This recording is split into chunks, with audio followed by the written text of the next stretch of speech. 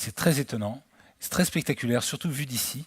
C'est que le matin, tout le monde est en bas, pratiquement. Et en fait, dans la journée, les gens s'approprient l'espace au gré de leurs envies, au gré de ce genre de choses. Et c'est vraiment très, très spectaculaire quand on est ici, et c'est vraiment très sympa à regarder. Voilà, c'est une petite réflexion comme ça, en passant. Je voulais vous dire, donc, j'espère que vous êtes toujours avec nous, que vous avez passé un bon moment, une bonne journée, qui va se terminer dans 1h30 maintenant, dans 2 heures, 1h30, 2 heures, avec notre invité mystère qui ne l'est plus. Donc j'espère que là, on va continuer à parler de marques et à donner la parole à des marques. Et la personne qui va venir s'exprimer maintenant sur scène pendant 20 minutes est une personne que j'ai eue au téléphone il y a à peu près 3 semaines, un mois. Et je dois dire que franchement, et je le dis franchement, et pas parce qu'elle est là et qu'elle attend, c'est que la petite conversation qu'on a eue ensemble, qui a duré un quart d'heure, m'a vraiment ouvert l'esprit sur quelque chose auquel je n'avais pas pensé. Et j'ai trouvé très intéressant de lui donner la parole. Ce sur quoi elle m'a ouvert les yeux, l'esprit, c'est sur le fait que les marques de luxe à la française n'étaient pas des marques de luxe qui communiquaient comme les autres, mais qui étaient des marques qui avaient un ancrage dans l'histoire de la France, dans l'histoire de la monarchie, dans l'histoire de notre Grand Versailles, Louis XIV, etc. Et que finalement, ces marques faisaient des allers-retours incessants avec cette période-là. J'avais jamais pensé à ça, très honnêtement, et j'ai trouvé intéressant de lui donner la parole. C'est une spécialiste des marques de luxe, et je vous demande d'accueillir sur scène Maria Di Giovanni de la Sorgem. Maria.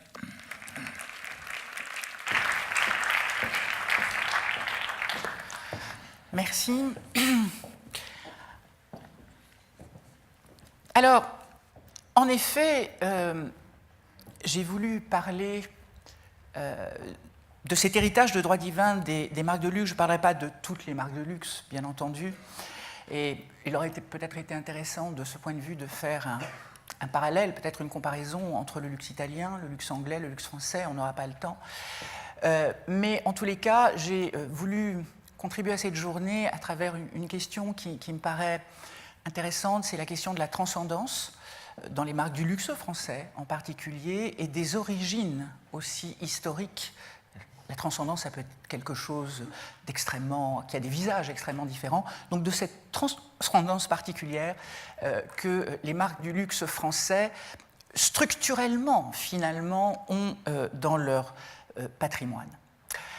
Alors, ce qu'on peut dire, et je crois que quand on se balade un petit peu à l'étranger, quand on fait des études qualitatives, quand on écoute des consommateurs, quand on fait parler les gens sur finalement ce qu'est le luxe à la française, on s'aperçoit de deux choses. D'abord, c'est qu'il a un pouvoir de fascination extrêmement fort, même si on ne l'aime pas, même si on ne se sent pas proche de ces marques.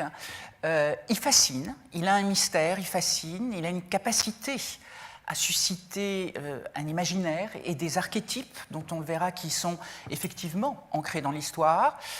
Et je dirais aussi qu'il est fréquemment associé, ce qui peut paraître en soi moins positif encore que, je ne sais pas, il faut voir, à une certaine forme d'arrogance dominatrice qui reste perçue comme liée à une espèce d'idéal français, d'esprit français extrêmement élitiste et aristocratique. Alors tout ça est vrai, tellement vrai que, par exemple, je n'ai pas pu résister au plaisir de vous dire, voilà, au Japon, en Italie, aux États-Unis, qui sont aussi des pays de luxe, pas seulement des pays consommateurs du luxe français. Par exemple, une consommatrice nous dit « Les femmes que j'associe au luxe français ont quelque chose de noble. Le luxe français, c'est particulier. » Bon, les gens ont du mal toujours à définir en quoi il est particulier, mais en tous les cas, ils pointent cette particularité. Comparé au luxe italien, c'est un Italien qui nous dit ça, c'est différent, mais j'ai du mal à définir la différence. Ça ne me paraît pas très très clair. Il y a l'idée d'une supériorité.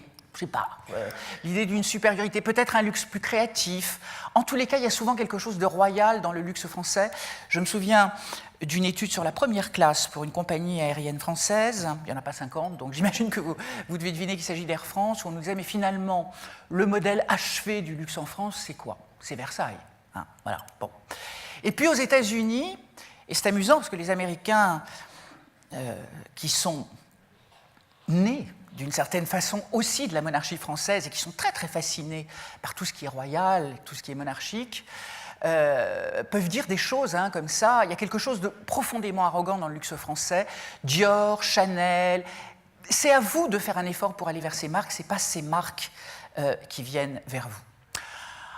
Alors, il y a effectivement, et c'est comme ça que j'ai orienté ma réflexion, un principe de légitimité qui puise profondément, à mon avis, dans les racines de notre histoire, un principe de légitimité de ces marques, qui est en lien justement avec ce qu'un auteur comme Jean Castarète, par exemple, décrit très bien comme la figuration d'un ordre social symbolique et immuable, lié à une richesse donnée par le doigt de Dieu, et on voit bien effectivement où cet ancrage, historiquement en tous les cas, en France se situe. Donc le luxe français est sélectif par essence. Point important aussi, je crois, qui explique ça en particulier, qui explique cette transcendance, c'est que l'objet n'a pas de réel statut en soi, en fait, et en fait, il n'accède à sa vraie dimension symbolique d'objet de luxe, et à cette valeur d'objet de luxe, que par la médiation d'une métaphysique du créateur, et il s'inscrit dans une vision, une espèce d'en-soi, finalement, qui ne se comprend qu'à travers cet acte fondateur. Et donc, il fonctionne intrinsèquement sur un mode extrêmement électif et un principe relatif de restriction et de fermeture. Alors vous me direz, c'est un petit peu le cas de tous les luxes. Il n'y a pas de luxe sans restriction, il n'y a pas de luxe sans fermeture. Oui, mais il me semble quand même que le luxe français, et je parle surtout... en fait, je parle de quoi? Je parle surtout de Chanel, d'Yves Saint Laurent et de Dior, qui sont vraiment des marques très emblématiques. Peut-être moins de marques comme Louis Vuitton ou Hermès, qui sont on ne peut plus importante dans cet univers, mais dont le créateur a peut-être moins été idéalisé, sacralisé, comme a pu l'être par exemple Coco Chanel, Yves Saint Laurent ou Dior, j'y reviendrai dans un instant. Donc il me semble quand même que cet idéal aristocratique et monarchique des XVIIe et des XVIIIe siècles est au cœur d'une espèce de métaphysique, finalement, du luxe français, et qu'il puise, bien entendu, ce luxe-là dans ce vivier historique et culturel, dans lequel les grands acteurs du luxe français trouvent des images, trouvent des références. On ne compte plus les défilés de mode qui ont eu lieu à Trianon, les présentations de collections qu'il y a pu avoir à Versailles, les manifestations qui ont pu se faire autour du costume de cour, organisées justement par des grandes marques du luxe français. Versailles, je crois, est vraiment un archétype, et un archétype qui dit cet achèvement suprême d'un raffinement qui mêle paraître, pouvoir et plaisir, et des figures aussi, il faut bien le dire, mythiques, qui incarnent une alchimie typiquement française, et que je crois que les gens reconnaissent à l'étranger entre pouvoir politique, privilège et luxe. Il suffit de penser à quel point des personnages comme Madame de Pompadour ou Marie-Antoinette sont inspirants pour ce luxe. Donc il y a, me semble-t-il, une transcendance spécifique au luxe français qui se marque, y compris dans l'économie sémiotique interne de ces marques. Alors comprenons-nous bien, ce que je ne veux pas dire, c'est que ces marques se réfèrent dans leur publicité ou dans leur message à cet univers du XVIIe et du XVIIIe siècle français. Ce que je veux dire, c'est que dans leur ADN, dans leur structure interne sémiotique, il y a des marqueurs de ce lien très fort, très profond, et que finalement, les gens à l'étranger décodent quand même dans ces marques. Il faut savoir que quand vous faites une réunion de consommateurs sur une marque comme Chanel, par exemple, il faut attendre 1h30, 2 heures avant que les gens acceptent de dire quelque chose de mal sur Chanel. Il y a une telle charge de sacré autour de cette marque qu'il faut vraiment pousser les gens, les chauffer, comme on dit, pour qu'ils adoptent un point de vue critique sur cette marque qui leur paraît être au panthéon du génie français. Alors, dans cette métaphysique, dans cette sacralité, il y a évidemment au premier chef la sacralité du créateur. Je pense qu'il y a quand même peu de marques de luxe dans le monde, il y en a quelques-unes, mais il y a quand même peu de marques de luxe dans le monde au sujet desquelles on a écrit tant de livres, fait des films de plus en plus. C'est en plus des personnages qui suscitent le débat. On est pour, on est contre. Le passé de Chanel est controversé. Même au Japon, une fois, j'ai entendu dire oui, Chanel, c'était ni plus ni moins qu'une petite collaboratrice des nazis. Enfin, on voit bien à quel point la charge symbolique de ces créateurs a été construite, entretenue par ces marques. Bagatelle et Christian Dior, bien entendu, Yves Saint Laurent dont on vient de faire un film. Donc on voit bien qu'on passe en permanence de l'histoire à la légende, de la légende au mythe, parce que ces créateurs sont devenus de véritables mythes, et évidemment jusqu'au comité Colbert, qui est cet organisme, cette institution qui a vocation à promouvoir le luxe, les arts et la culture française, et qui est l'héritière évidente, effectivement, de cette monarchie mécène et protectrice des arts. Des figures managériales aussi, de renommée internationale, hein, Bernard Arnault, François Pinault, qui, et alors là, quand on connaît ces marques de l'intérieur, on sait bien à quel point le management de ces hommes est un management alors puissant, effectivement, mais puissant sur le plan du rituel, du symbolique aussi. Ils sont de véritables monarques dans leurs entreprises, et qui me paraît, elle aussi, finalement, être dans la tradition de cette toute-puissance monarchique protectrice des arts et de la culture. Alors vous me direz, on pourrait se dire aussi, mais attendez, il n'y a pas que la France qui pourrait finalement se prévaloir de ça, il y a aussi la Russie des tsars, par exemple. Il y a aussi... Oui, mais je pense que la monarchie française, par sa nature transcendante et en même temps par le fait que ça a été une monarchie qui a été, je dirais, très associée au développement de l'art, hein, qui a été protectrice des artistes. Il ne faut pas oublier que il arrivait à Louis XIV de partager des déjeuners avec Molière au mépris de l'étiquette. Donc on voit bien quand même que cette monarchie est liée à ce domaine de l'art. Il y a quelque chose de particulièrement français là-dedans. Alors, je parlais de marqueurs sémiotiques, hein, évidemment, on se souvient des défilés de Galliano, on se souvient du bain d'or de Dior, de ces évocations magnifiques de quelque chose qui ressemble un peu à la tradition du ballet de cour, hein, où y compris le créateur, dans sa souveraineté, comme le faisait le roi à la cour, vient se costumer lui-même pour participer au spectacle. Et c'est là que je pense que c'est intéressant, c'est que vous avez en même temps un jeu simultané avec la désacralisation. C'est-à-dire que la sacralisation va de pair avec une espèce de pulsion désacralisatrice qui est peut-être une espèce de soupape, hein, finalement, qui permet de donner un peu d'air à cet univers et qui consacre, à mon avis, à rebours, la sacralité des marques et des logos. Alors, vous voyez, le logo Chanel en saucisse de Strasbourg, le défilé Chanel dans un supermarché, jusqu'au porno chic de Galliano, hein, d'une certaine façon. Galliano qui disait mais finalement, maintenant, une robe Dior peut être portée aussi bien par un travesti du Bois de Boulogne que par une bourgeoise du 16e. Je crois en plus que ce côté désacralisateur, hein, finalement, cette espèce d'arrogance avec son pendant en termes d'irrévérence, d'une certaine façon, elle est typiquement française aussi, et elle appartient aussi à la tradition aristocratique française. En France, finalement, l'aristocratie naît d'une transcendance, vit dans une transcendance, et en même temps, elle aime se dévoyer. Alors c'est un thème aristocratique assez universel, mais c'est assez vrai de la monarchie française et de la tradition aristocratique française. Il ne faut pas oublier que les maîtresses des rois étaient quand même des femmes de basse extraction, souvent, quelques-uns on dit même des catins. Donc la monarchie flirte toujours avec le profane, finalement, et ce qui est désacralisé.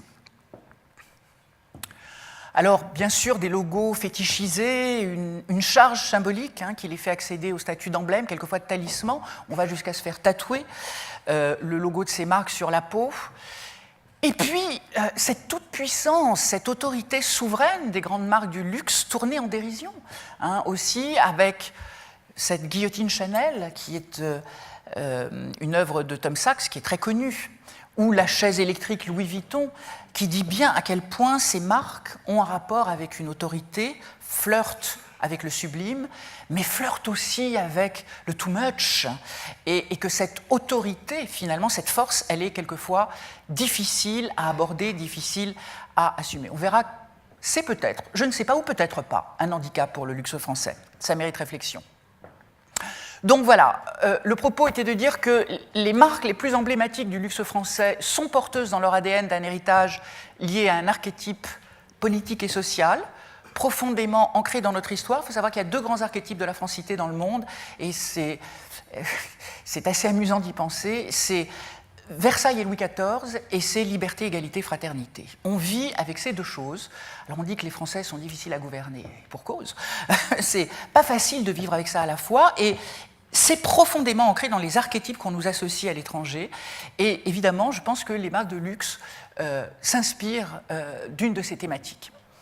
Alors, est-ce que ça lui impose des limites ?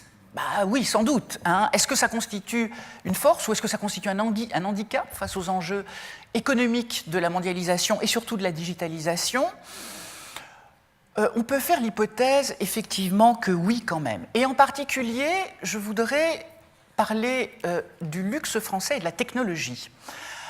Un de mes collègues, qui s'appelle Éric Fouquier, pour ne pas le nommer, disait, il n'y a pas si longtemps que ça dans le journal Le Monde, quand on imagine les usines françaises depuis l'étranger, la créativité si pertinente dans la sphère du luxe se métamorphose en légèreté, en insouciance, en manque de rigueur, en absence de contrôle hiérarchique. Voilà pourquoi le luxe français n'est pas un luxe technologique. Alors moi, je dirais qu'il en a dit trop ou pas assez. C'est-à-dire qu'on voit bien que la France est sans aucun doute aussi un pays de haute technologie, mais je crois que le luxe français s'accommode mal, justement, des valeurs de performance qui sont propres à la technologie, tout comme cette dernière a peu d'affinité avec la métaphysique du luxe français. Quand vous êtes dans la technologie, vous êtes dans un objet, si précieux soit-il, qui doit avoir des performances objectives, vérifiables, qui doit être dans le plus et le moins par rapport à quelque chose. Or, ce n'est pas l'objet du luxe français, me semble-t-il, précisément parce que le luxe français n'est pas un luxe d'objet, qui s'évalue selon une fonctionnalité ou une performance objective, mais c'est un luxe de transcendance. Une mondialisation et une massification aussi qui nourrit un nouveau modèle économique pour ces grandes marques depuis les années 80 et qui bouscule quand même les fondements du luxe français. Pas des marques qui sont tellement faites pour ça, elles y réussissent très bien. Trop bien, même quelquefois, ça leur pose des problèmes. Leurs stratégies marketing doivent s'employer à corriger certains effets pervers en permanence, parce que qui dit mondialisation dit dilatation commerciale et hypervisibilité et accessibilité, et tout ça c'est acculturant. Donc il y a évidemment des enjeux majeurs, je ne peux pas développer ici parce que je n'ai pas le temps, mais préserver l'exception culturelle, la diffuser, l'animer, faire vivre les mythes fondateurs, affirmer la création comme moteur, rester ultra sélectique, nourrir l'offre par le haut. La plupart des marques essayent de le faire, mais des marques comme Vuitton, par exemple, même des marques comme Chanel, se sont beaucoup posé de questions là-dessus et ont des problèmes avec ça. Et probablement qu'une des questions quand même qui reste fondamentale pour le marketing des marques de luxe françaises, c'est quand même une question qui concerne la relation à l'autre. C'est que c'est bien d'être dans le sublime, c'est bien d'être dans l'élitisme, c'est très bien d'être dans la transcendance, mais le luxe est de plus en plus un luxe de service et de relation. Et comment construire cette relation à l'autre sans perdre ce qui me paraît être une force profondément ancrée dans notre territoire culturel et qui finalement se vend très très bien. Et évidemment aussi la question de la digitalisation, parce que le monde du digital consacre une relative perte d'autorité et de pouvoir des marques. Que deviennent, je sais qu'il y a de grands succès, Hermès se tire pas trop mal d'affaires, et même plutôt bien, mais tout de même, cette perte relative d'autorité et de pouvoir des marques, comment on compose avec, et c'est aussi un monde, le monde du net, où tout est mutable, où tout est transformable, où tout est diffusable, où tout est réappropriable, et où le consommateur est aux commandes. Ce n'est pas la marque qui est aux commandes, c'est le consommateur. Donc il y a probablement à penser aussi une stratégie de service autour du luxe français, qui manque un peu aujourd'hui, une nouvelle façon de construire de la relation. Peut-être, mais ce n'est pas sûr, on y réfléchit en tous les cas, peut-être autour de la thématique de la personnalisation, par exemple, qui pourrait être un levier de positionnement dans cet univers. Voilà. Merci.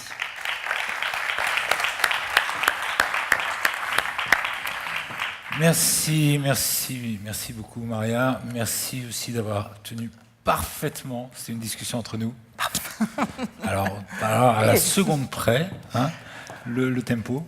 Bravo pour cette présentation. Effectivement, je vous l'ai dit quand on s'est parlé au téléphone, ça m'a ouvert de nouveaux horizons et de nouvelles perspectives.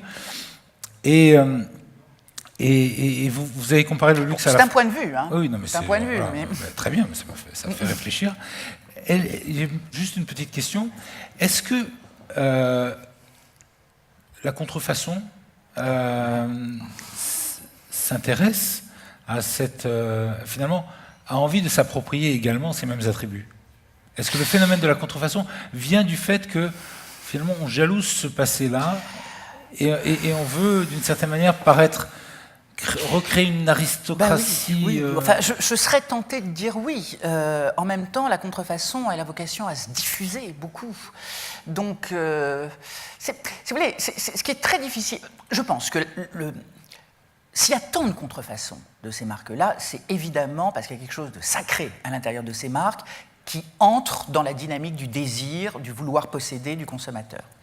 Donc évidemment, c'est du pain béni pour les contrefacteurs qui se disent bah, très bien, en veux-tu, en voilà du pas cher. En même temps, leur logique est de toucher un public d'accédants, hein, de gens qui... personne n'est complètement dupe de ça. C'est un jeu de dupes. Vous vous doutez bien qu'un sac Louis Vuitton, ça ne vaut pas 100 $. Hein, donc, je ne sais pas. donc si vous voulez, c'est quelque chose qui prend bien. En même temps, je crois que ça n'enlève pas le désir du vrai, de la vraie chose sacrée. Hein, ça peut le retarder, etc. Mais oui, bien sûr que l'étendue de la contrefaçon pour ces marques et le problème que ça leur pose, hein, bien entendu. Parce que la contrefaçon s'est diffusée beaucoup. Si on me voit beaucoup, comment je peux être dans l'exception et dans cette espèce de rapport... Petite dernière question. En quoi l'attitude d'un Galliano a un impact immédiat sur la réputation d'une marque comme Dior?